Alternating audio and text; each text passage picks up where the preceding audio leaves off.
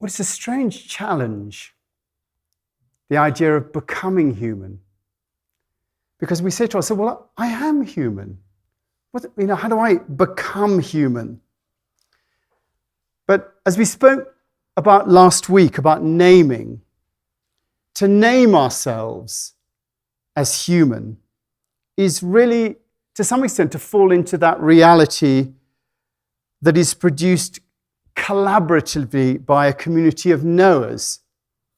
Because we think we know, we want to impose that reality on ourselves and others. And we have, as a community of knowers, we have an idea about what it is to be human that, we've worked out over this period of time that we've been alive. And we agree with each other what it is to be human. And therefore, we think we are human. And we know what it means to be human. And we're that. But if you look at the definition of being human, in the dictionary it says, human being, especially a person as distinguished from an animal. And I think that's interesting because it points us in a particular direction, because we're also all animals, aren't we? We're animals and we're humans. So what is it that differentiates us from being human and from being an animal? Well, I was listening to a program on the radio this week about the nature of artificial intelligence. And they were looking at whether artificial intelligence was more powerful than human intelligence. And the conclusion they came to was that artificial intelligence might be huge and include all known facts, but in reality, artificial intelligence was just a giant dictionary. And the thing that gave humans the power over artificial intelligence was context. The ability to look at information with an understanding of a greater context enabled us to make connections and see the relevance of the information that's in front of us. So our understanding of the universe, of history, of philosophy, our ability to conceptualize meaning, our inclusion of divinity, all that gave us a way of using and making sense of information that will be impossible to artificial intelligence. So, to some extent, what makes us human is our ability to self-reflect and to consider what we know in the context of what's going on. And that differentiates us from some animals. It also gives us an opportunity to reflect on our own existence. And that in turn, in reflecting our existence, leads to spirituality and religion. We recognize our place in the world. We experience our reality. We read of the experiences that others have had, and we see that there's quite possibly a realm of existence that's beyond that which we can see and hear and touch, and science tells us it's there. And we name some of it in terms of spirituality and religion. We name that other as being either God or the divine. And then, being good human beings, we try to attain that. We try to make the leap from being human to being spiritual, seeing that divine, that reality exists. And here we are in the Aspen Chapel doing just that, being spiritual in church. But I think the very line of logic that I've just outlined identifies the problem with religion today. We're all running around in our own religions trying to be spiritual. Buddhists, Hindus, Muslims, Christians, Jains, Sikhs, Baha'is, all of us trying to be spiritual in our own ways. But I want to suggest that we've got things completely back to front. That our challenge is not as human beings trying to be spiritual, but just the opposite. That in fact we are spiritual beings. And our challenge is to become human. I want to suggest that our spirituality is a given. That we are all part of that evolution of consciousness that seemed to begin with the Big Bang 13 billion years ago. And that spirituality, that evolution of consciousness has taken us through all the stages that's brought us up to now. We We move from being atoms, single-cell organisms, into microbes, into plants, into creatures, into reptiles, into animals. And now our challenge as consciousness is to express ourselves as humanity, as human, as being different from all those that have gone before us, but including all those that have gone before us. We have emerged from all the stuff of life, and part of that is still within us. The idea is that our consciousness has developed from reptiles to animals to being human, and all that went before it. And as we went through that in the evolution, our brains developed, and our consciousness encouraged our brains to develop. But as we all know, it's still possible for us to act like reptiles, like animals. Our fight and flight reactions, our aggression, our possessiveness, our territorial nature are all part, I would suggest, of those previous expressions. We even use names to suggest it. He's such an animal. He's such a snake. What a reptile. We're aware of that. And it's almost as if we fall back into previous behaviors in our inability to express ourselves. Even in our religion, having got things the wrong way around, in our desire to transcend humanity and become spiritual, and to force others to do the same, we resort to the most animalistic and reptilian behavior, killing and maiming in the name of religion. In fact, some would say that this is beyond animal behavior, that you don't see animals doing any of this sort of thing. It's an aberration, a misstep by the brain in its confusion about its state of existence and its place in the world. Which I think is where Jesus comes in. It's always good to bring Jesus into these things. And to some extent, a lot of the Old Testament is, I think, a part of that aberration. They're always sacking whole territories and putting men and women and children and animals to the sword. And then Jesus came along, and his message was that we have two natures. When you see Jesus doing that, he's not saying a Woodstock peace sign. In those icons, he's saying, I have two natures. I am both divine and I am both human.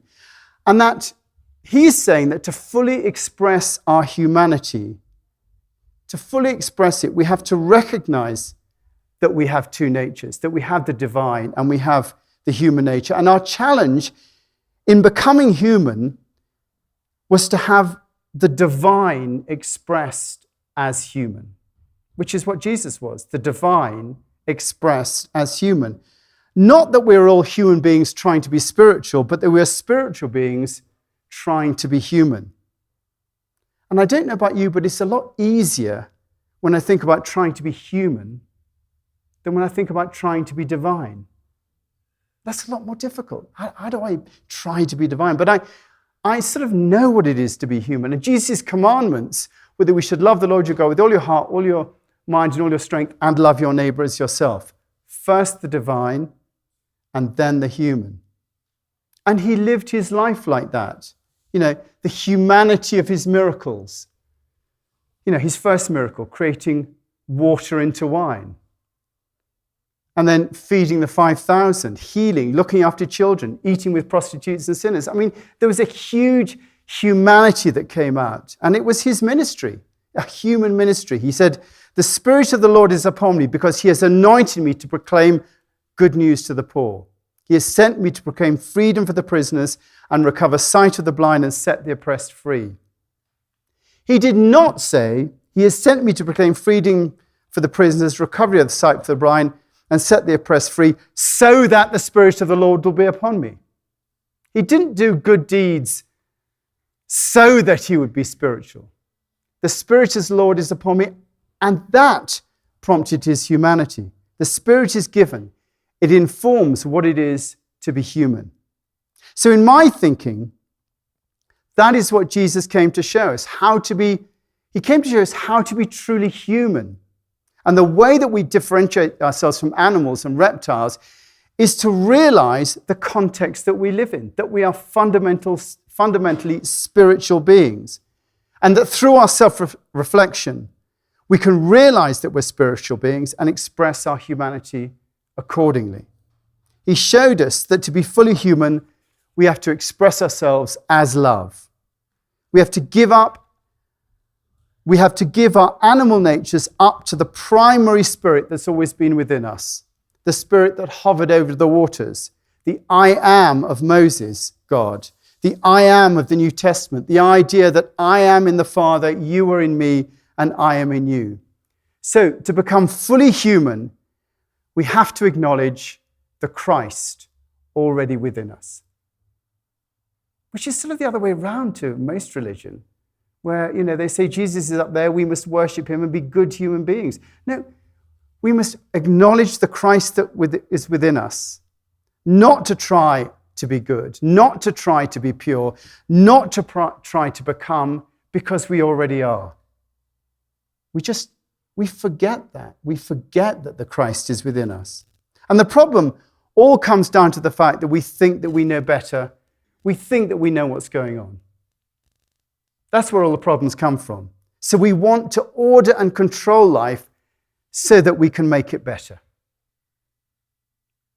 We want to order and control life so that life can be better. And that's our basic mistake. That is the real original sin. We don't know what's going on. That's the problem. We think we do, but we don't even know what's really out there. I mean, you're looking at me, thinking that you know what's out here.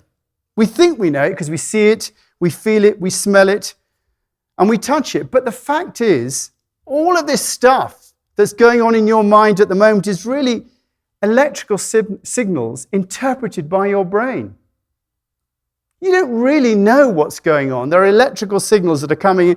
And reality is what we just acknowledge as being reality as a community of knowers, getting together and saying, this is what's really going on.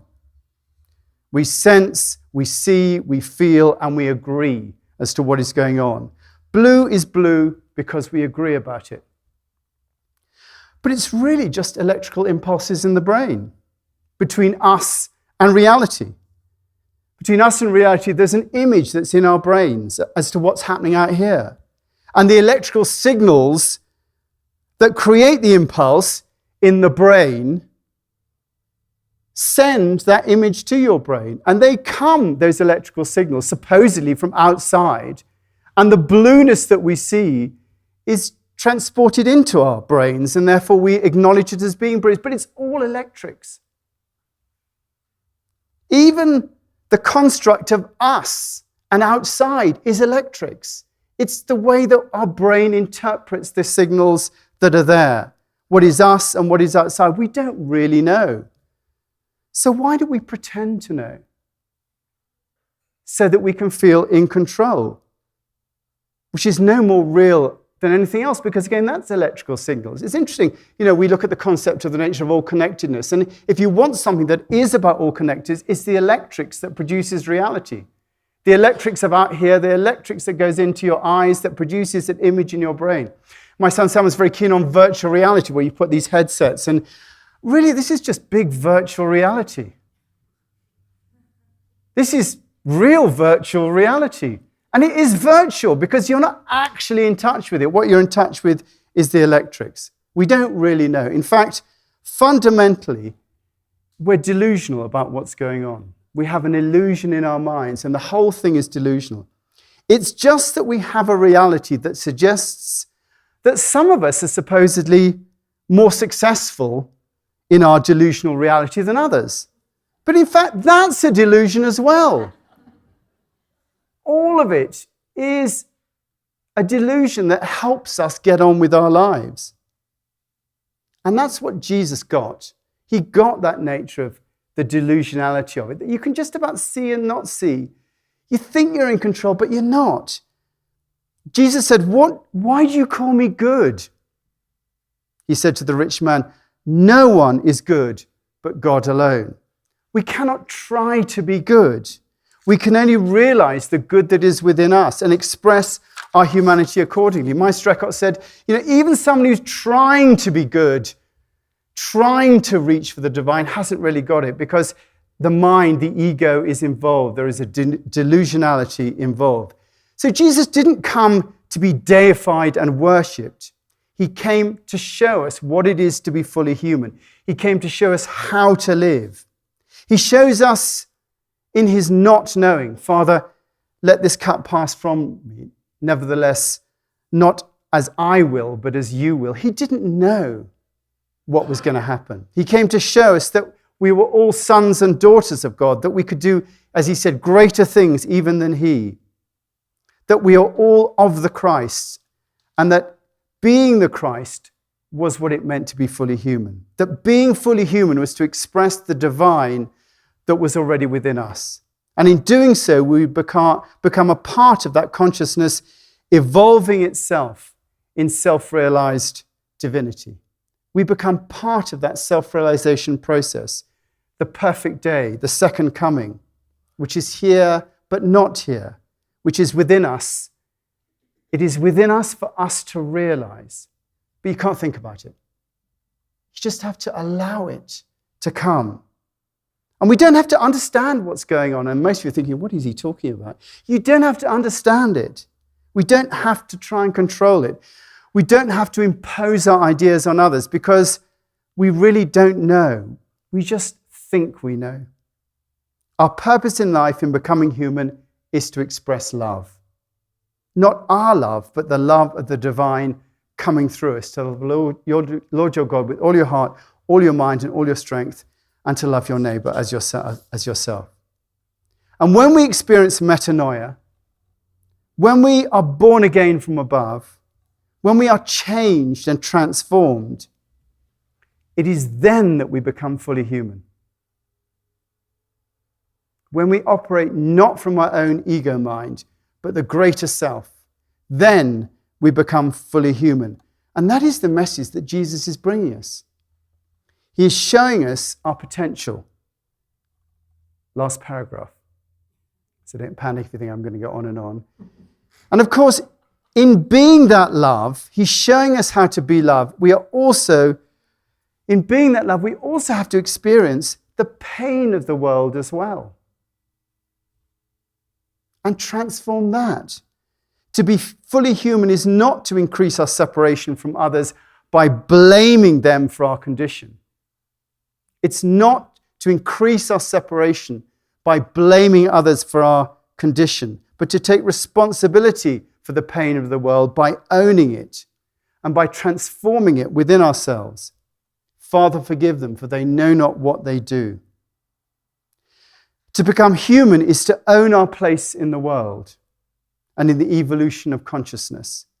To know that we are here to serve that evolution by transforming our own consciousness, and so bringing about the transformation of the consciousness of others. We are part of that process. We are part of it, and we link into that process by letting go of our attachments to all the things that we're attached to, and allowing something to come through us that moves us, that changes us, that transforms us, that will be expressed through us. And even if we don't let it happen, it will be happening. It will happen. It is the process of evolution, and we are a part of that. And to become human is to recognize that. I'm going to finish with a lovely poem by Rumi called The Guest House. This being human is a guest house. Every morning a new arrival, a joy, a depression, a meanness, some momentary awareness comes as an unexpected visitor. Welcome and entertain them all, even if they are crowds of sorrows who violently sweep your house empty of all its furniture. Still treat each guest honorably. He may be clearing you out for some new delight. The dark thought, the shame, the malice, meet them at your door laughing and invite them in. Be grateful for whoever comes, because each has been sent as a guide from the beyond.